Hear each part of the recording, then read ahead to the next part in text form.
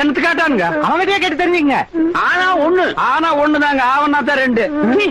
இனிமே அவங்கிட்ட துணி கொடுத்து அனுப்பிச்ச நீ ஊர்லயே இருக்க மாட்டாங்க.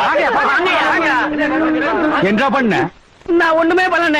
ஒண்ணுமே பண்ணல. ஏன்டா ஊரே உதைக்க வருது? இது என்னென்ன? எலுமிச்சம் பழம். இதுக்கு முன்னாடி எலுமிச்சம் காய்.